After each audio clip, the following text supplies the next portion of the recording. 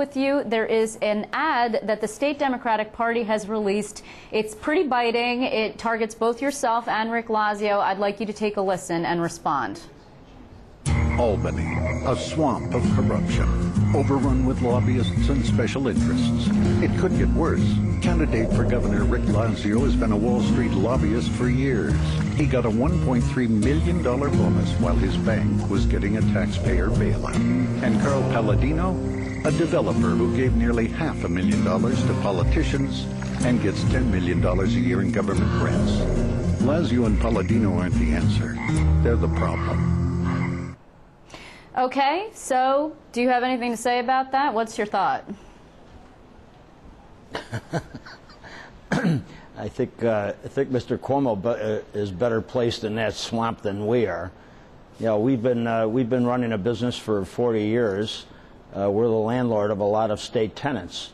Those tenants are good state workers, and we've treated them nicely, and we've had the reputation for the last 40 years of being the best landlord in the state of New York.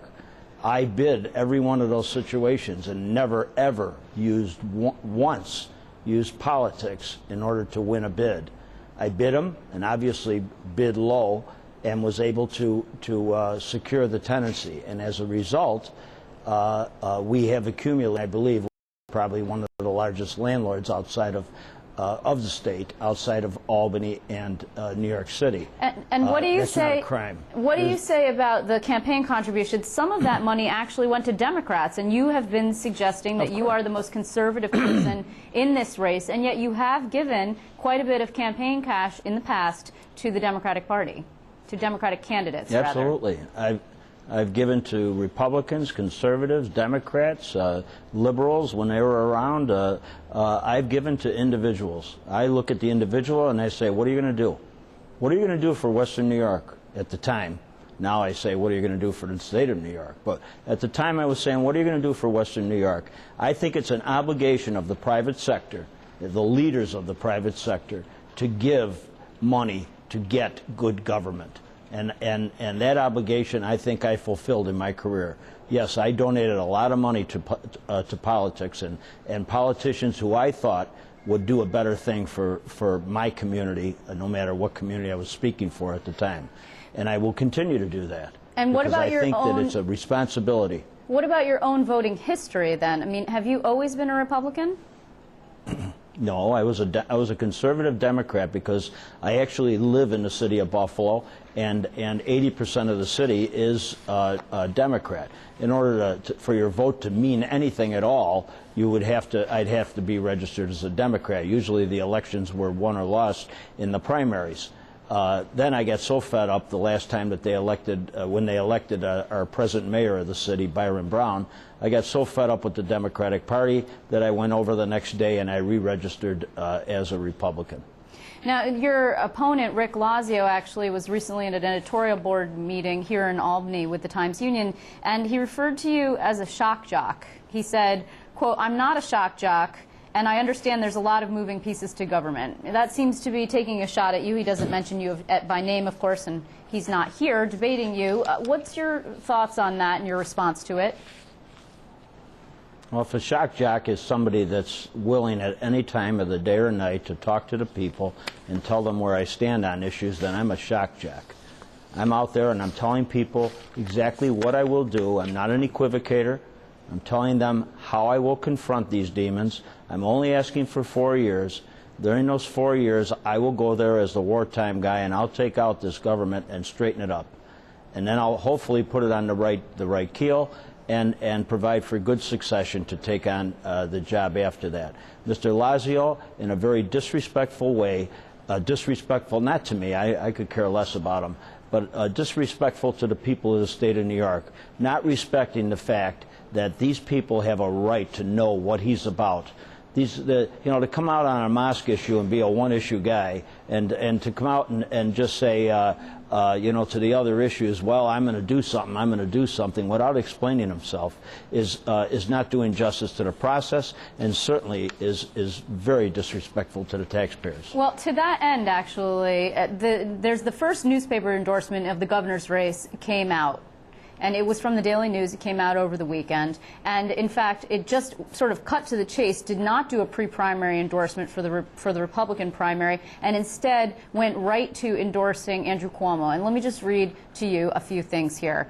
The paper said there's no point in taking further stock of the candidates vying for the Republican nomination in next month's primary. Rick Lazio and Carl Paladino have been that awful. In addition, the paper said that Paladino vows to cut the budget by 20%, but does not explain whose oxen he would gore. He calls for a residency requirement on Medicaid eligibility, but federal laws bar such a restriction. He says the state should use eminent domain to seize the Islamic Center, but the Constitution prohibits such a taking.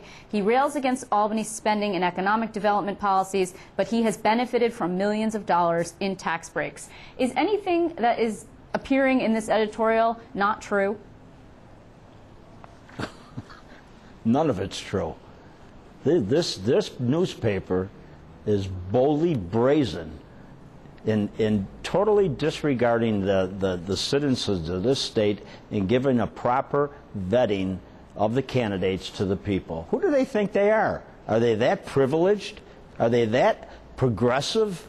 Are they that elitist that they don't have to pay attention to the need of the people to understand who these candidates are and what they're about?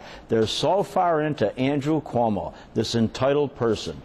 Well, someday they're going to be very, very disappointed. Okay, when they find out about the true Andrew, and when they see that Carl Paladino is the next governor. Carl, yes, they had a man embedded. Go ahead. I'm sorry. Go ahead. They had a reporter embedded with us for 3 days. Talk about me not being responsive to issues. This man and I must have talked 25 hours about every possible issue. And I gave him my position on every possible issue.